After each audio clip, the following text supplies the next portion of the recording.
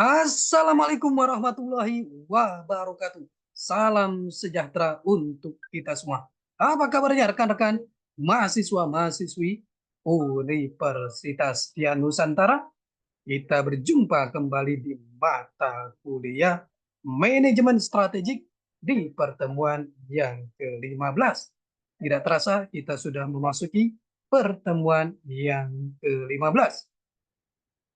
Mudah-mudahan Allah Subhanahu wa taala Tuhan yang Maha Esa memberikan kita keberkahan, kesehatan sehingga kita bisa menyelesaikan mata kuliah ini dengan sukses dan lancar. Rekan-rekan semuanya, sebelum kita memulai proses belajar mengajar ini, alangkah baiknya sama-sama kita berdoa agar proses belajar mengajar ini berjalan dengan sukses dan lancar. Berdoa menurut keyakinan dan kepercayaan masing-masing. Berdoa dimulai.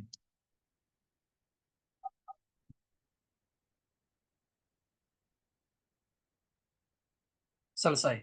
Rekan-rekan semuanya, di pertemuan yang ke-15 ini kita akan membahas materi mengenai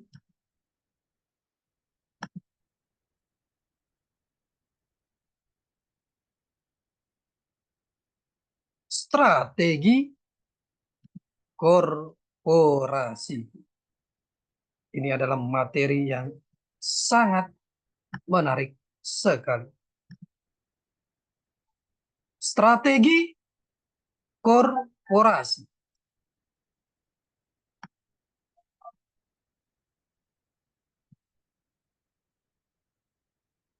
Strategi korporasi. Strategi korporasi.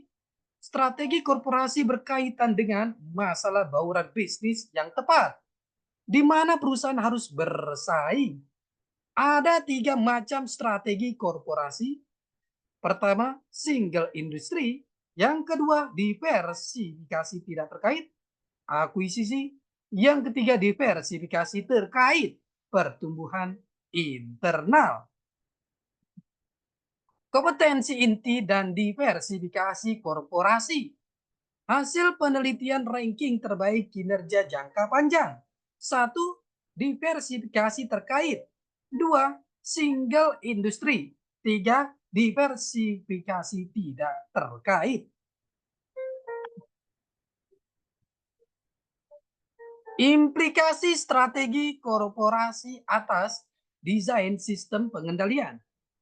Bagaimana struktur dan bentuk pengendalian untuk single industry sampai dengan diversifikasi industri tidak terkait. Strategi unit bisnis tergantung pada satu misi atau tujuan keseluruhan. 2. Keunggulan bersaing. Bagaimana unit bisnis harus bersaing mencapai misinya.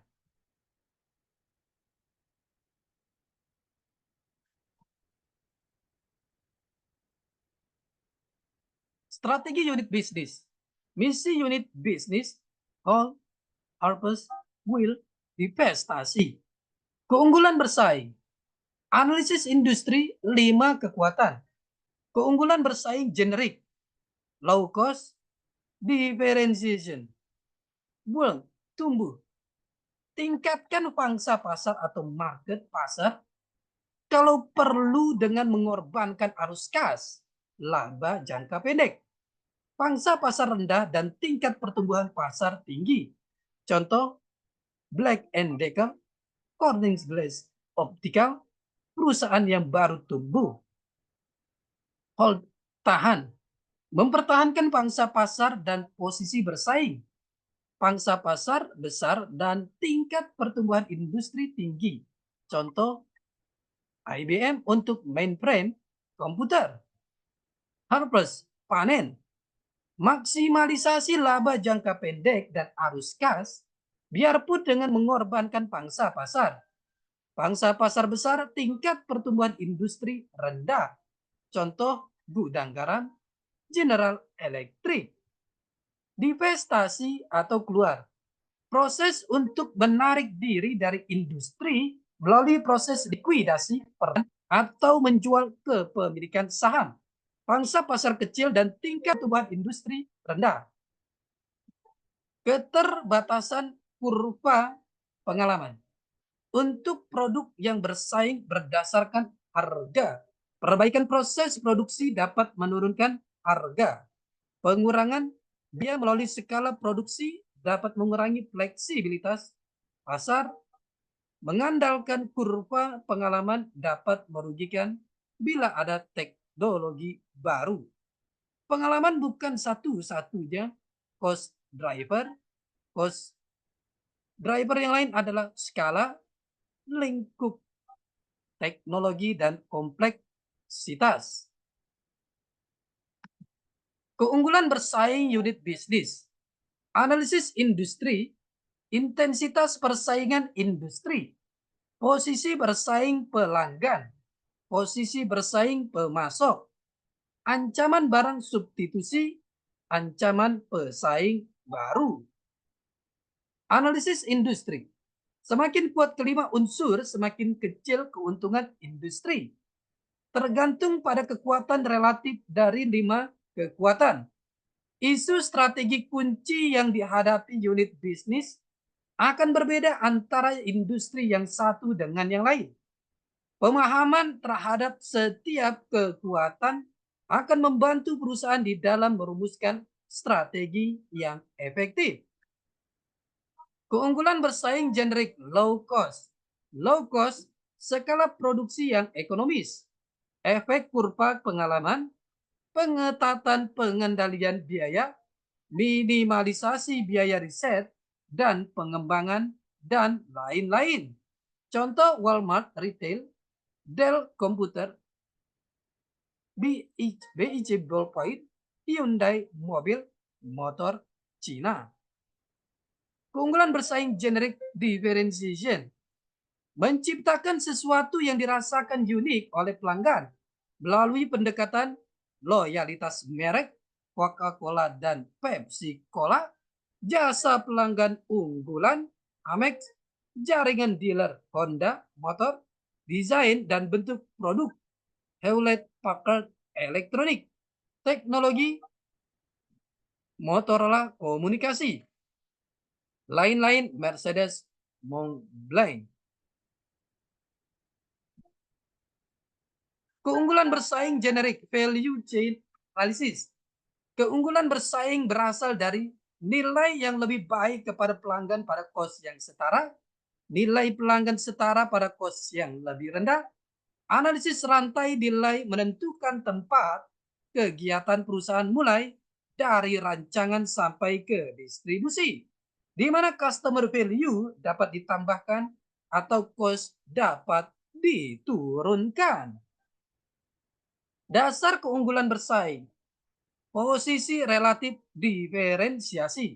Superior cost differentiation advantage. Differentiation advantage. Low cost advantage. Stuck in the middle. Inferior. Superior. Untuk setiap nilai tambah aktivitas dapat diajukan pertanyaan kunci. 1. Dapatkah kita mengurangi biaya untuk aktivitas ini dengan nilai atau pendapatan konstan? 2. Dapatkah kita meningkatkan nilai atau pendapatan dengan biaya konstan? 3. Dapatkah kita mengurangi aset yang dipakai dengan nilai dan biaya konstan? 4.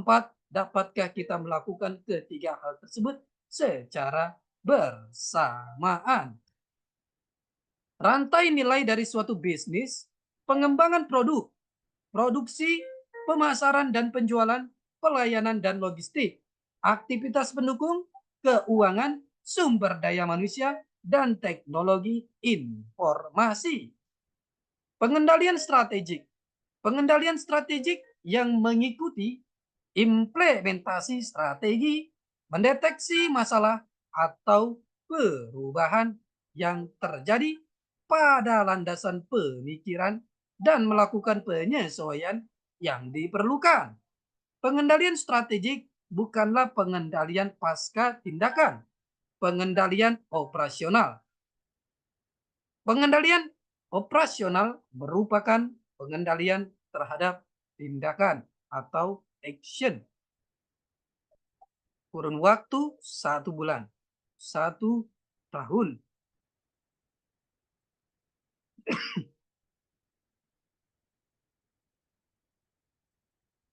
Pengendalian strategik dirancang untuk secara berkesinambungan dan proaktif memeriksa arah dasar dan kelayakan suatu strategi kurun waktu panjang 5 tahun atau lebih. Pertanyaan strategik, apakah perusahaan bergerak ke arah yang benar? Apakah ada hal-hal yang meleset? Apakah asumsi penting benar? Apakah hal penting telah dikerjakan? Perlu penyesuaian atau perubahan strategi? Bagaimana kinerja? Apakah sasaran dan jadwal terpenuhi? Apakah realisasi sesuai dengan proyeksi atau anggaran? Perlu perubahan operasional. 4 dasar pengendalian strategi. 1. Pengendalian asumsi. Premis. Kontrol. 2. Pengendalian implementasi. Implementation control. 3. Pengawasan strategik. Strategic surveillance. 4. Pengendalian peringatan khusus special rate control. 1. Pengendalian asumsi. Setiap strategi didasarkan pada asumsi, premis, atau prediksi. Pengendalian asumsi perlu dilakukan untuk memeriksa secara sistematik apakah asumsi yang mendasari strategi masih berlaku. Jika asumsi yang vital tidak lagi berlaku valid, strategi mungkin perlu diubah. Asumsi yang perlu dipantau, faktor lingkungan. Perusahaan tidak dapat mengendalikan tetapi perlu dimonitor. Faktor industri dan asumsi yang perlu dipantau. Rekan-rekan semuanya, ini adalah pertemuan kita yang ke-15. Kita akan berjumpa di pertemuan-pertemuan selanjutnya. Tetap semangat belajar untuk mencapai kesuksesan. Salam sehat selalu. Assalamualaikum warahmatullahi wabarakatuh.